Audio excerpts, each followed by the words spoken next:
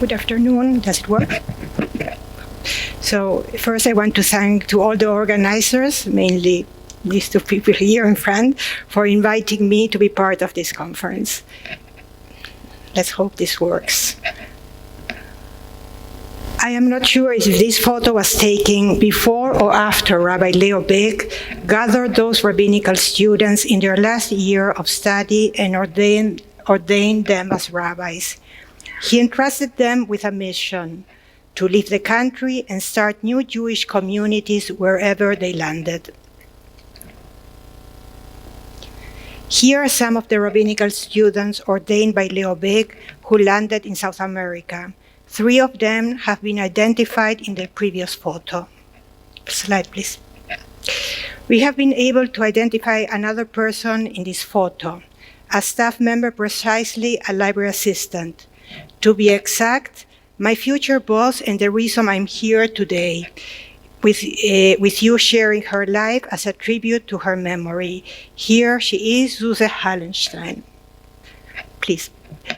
Suse was born in Hamburg in April 1912 as Pauline Susanna to a liberal Jewish family. Slide, please. She had been awarded a doctorate in philosophy in 1934 from Hamburg University, and she was one of the last Jewish students permitted to receive a degree. She received a postdoctoral degree in library science at Uppsala, Sweden, and after returning to Berlin, she worked in the library of the Hochschule. Although there is not much information on what she accomplished during those years, we know that she participated in compiling the information for the Gesamtregister zur Monatsschrift für Geschichte und Wissenschaft des Judentums. According to Hans Harf, a future rabbi-to-be, he met Suse every day on the last floor of the Hochschule building where the library was located and where about 4 library staff members were working.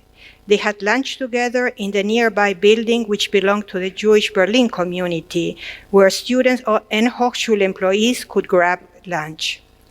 During the Pogromnacht events, Harf and other 2 rabbinical students of the Hochschule, possibly Emil Fackenheim and Fritz Fischel, were captured by the Gestapo and sent to the Oranienburg concentration camp. Why am I sharing this with you? Well, this is the moment that Suse Hallenstein comes into scene. She was Hans Harf's fiancée and decided she would do whatever she could in order to get him out of the camp. With letters of recommendation written by the Hochschule professors, Suse went to the concentration camp to try to liberate Hans. After screaming at the officer, who became so afraid of her reaction, he immediately signed Hans' liberation document to get rid of her. Hans' situation was very precarious. He understood he had to leave the country as soon as he could, complete his studies, marry, and find a place to emigrate. As some of the professors had already emigrated, they sent their exam questions to the Hochschule, which were taken at the library in March 1939. In ordinary times, this would have been impossible, as the students might have been used library books to answer the questions.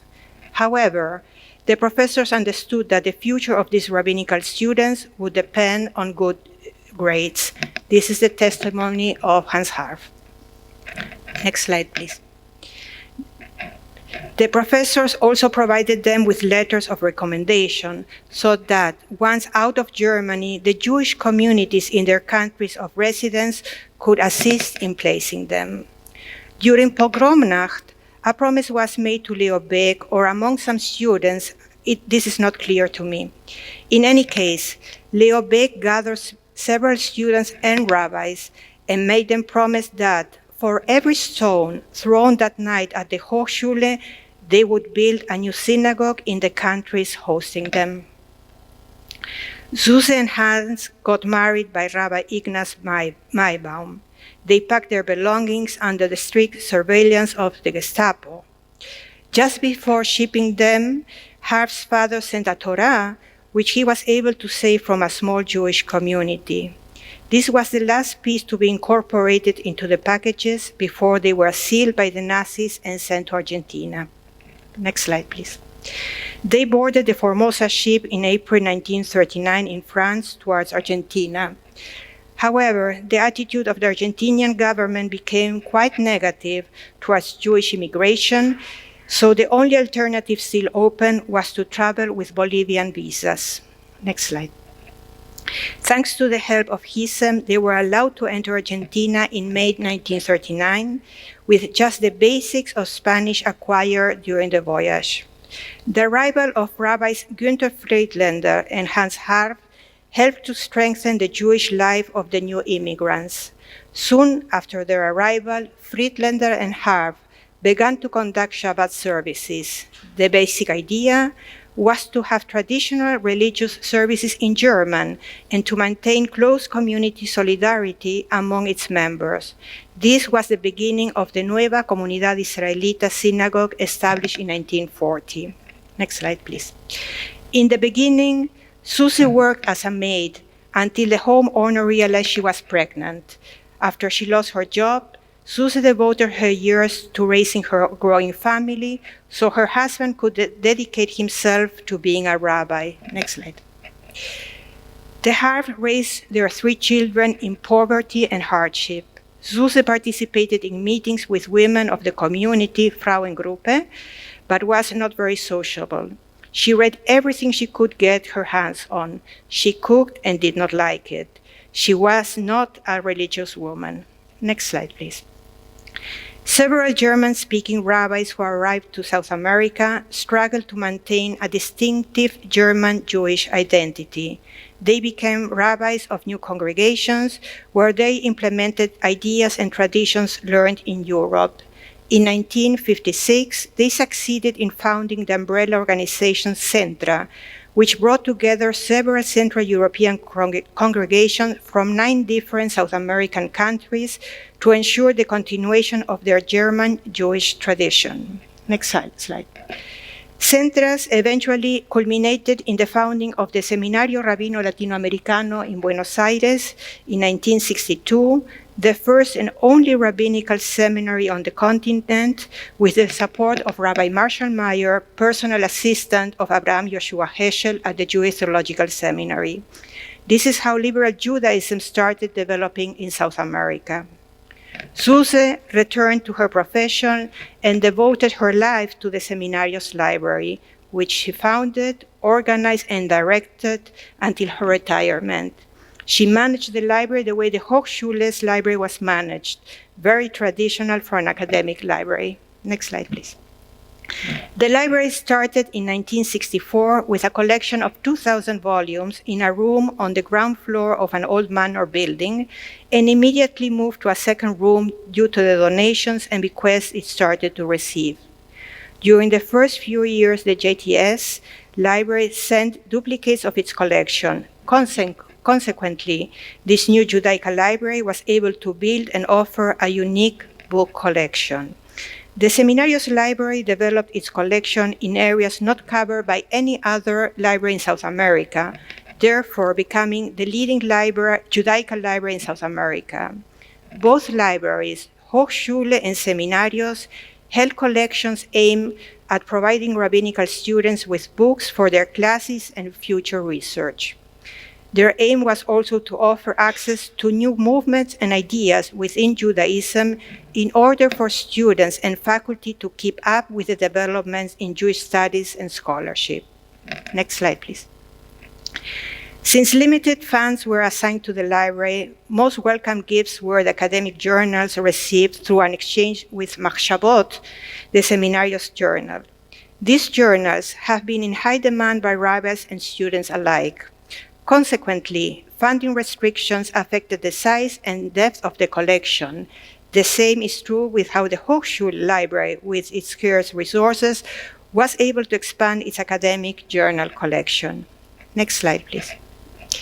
The increase in the student body, both rabbinical students and high school students who came to learn about Judaism, led to more intensive use of the library, and the shortage of reading space became evident. During the 1980s, the library was transferred to the new Seminarios building, occupying the 2 upper floors. The entire upper floor was used as a book depository, thus gaining several square meters. The needs of the library staff were met through an administration area, a periodicals room, a reading room containing reference works. The reading room accommodated some 100 people and was also utilized for conferences and talks by distinguished guests. As was customary in those years, at least in South American libraries, most of the collection was not accessible to users. Books had to be searched through the card catalog, arranged in alphabetical order by author, title, and subject headings, which were then located by a staff member and brought to the reading room for use. Exactly what Bettina just described in the Hochschule. As no romanization of Hebrew and Yiddish was done, a separate catalog for these languages existed. At a time when computers did not yet exist, Suse developed a thematic subject catalog by author and topic of the articles appearing in academic journals, magazines, and Festschriften for their rapid discovery and access, which distinguished this library from the others in Argentina, similar to the one developed at the Library of the Jewish Berlin community. Depending on the language of the articles, these entries were made in Latin and Hebrew characters. All this predates the index of Jewish periodicals. Once a year, user surveys were reduced to perform an inventory. Suse was very methodical with this task, to which she dedicated herself with calm and attention. As she used to tell me, a misplaced book is a missing book. Next slide, please. The collection consisted of works in Hebrew, English, Spanish, German, and some other languages dedicated to Bible, rabbinical literature, anti-Semitism, Holocaust, Zionism, Jewish history with emphasis in Latin America, and among many other subjects. The books were organized by combining the classifications used at the libraries of the Hebrew University and the Union Theological Seminary of New York, which Suse combined by adapting them to the library needs. The assigned classification was added to the book on the top left in pencil, just as the Hochschule. All the books were recorded in an accession book whose ID number was handwritten in pencil on the lower right corner of the book's first page. Next slide, please.